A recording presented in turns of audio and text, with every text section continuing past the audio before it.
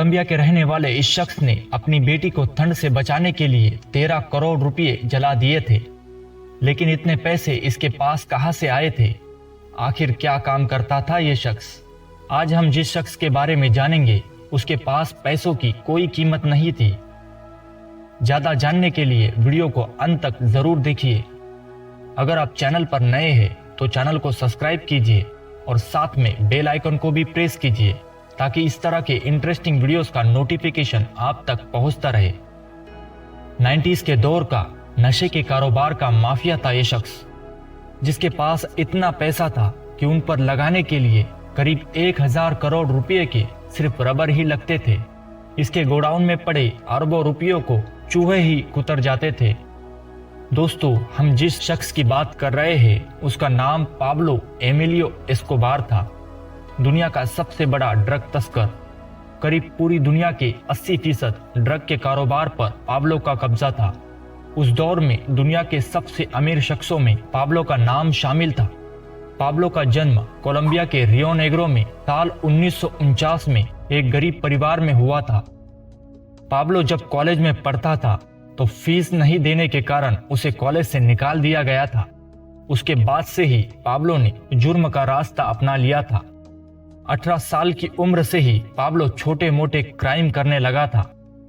शुरुआत में पाब्लो कब्रों पर लगे कीमती पत्थरों को चुराकर उनकी तस्करी करता था।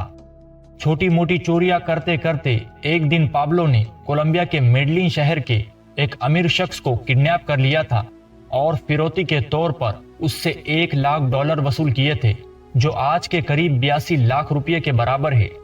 लूटमार, धोखाधड़ी, किडनैपिंग जैसे अपराध करते करते पाब्लो ड्रग के घिनौने कारोबार में कूद पड़ा था। एक बार ड्रग की एक डील के दौरान उसने कोलंबिया के सबसे बड़े ड्रग माफिया को मार दिया था। पाब्लो ने साल 1976 में खुद से 12 साल छोटी लड़की से शादी की थी, जिसका नाम मारिया विक्टोरिया था। ड्रग के कारोबार से पाब्लो इतना ज्यादा अमीर बन गया था कि उसने एक आइलैंड भी खरीदा था और इसी आइलैंड से पाब्लो का ड्रग का काला धंधा चलता था। इस आइलैंड पर किसी को भी आने की इजाजत नहीं थी। इस आइलैंड पर उसने हवाई पट्टी भी बनाई थी और यहीं से पाब्लो प्लेन के जरिए अमेरिका में ड्रग सप्लाई करता था। पाब्लो ने अपने ड्रग के कारोबार को इतना बढ़ाया था कि उसके लिए उसने एक पनडुब्बी भी खरीदी थी ताकि समुद्र के जरिए ड्रग की तस्करी की जाए। उसने कई हेलीकॉप्टर भी खरीदे थे। जो उसके दिमाग में आता उसी तरीके से वो ड्रग की तस्करी को अंजाम देता था। एक वक्त तो हालात ये थे कि पूरे अमेरिका के ड्रग के घिनौने कारोबार में पाब्लो करीब 80 से 90% ड्रग सप्लाई करता था। पाब्लो इतना ज्यादा खतरनाक था कि इसके खिलाफ जो भी कुछ लिखता या बोलता उसे पाब्लो मौत के घाट उतार देता था। उसके आदमी सरकारी अधिकारियों को रिश्वत देकर अपने कारोबार को चलाते थे। अधिकारियों को 2 ही शब्द ऑफर किए जाते थे, प्लाता या प्लोमो, यानी रिश्वत या मौत। इसी खौफ के कारण उसके खिलाफ बोलने की कोई हिम्मत नहीं करता था। लेकिन जिस घिनौने कारोबार को पाब्लो करता था उसके अंजाम के बारे में उसे पता था।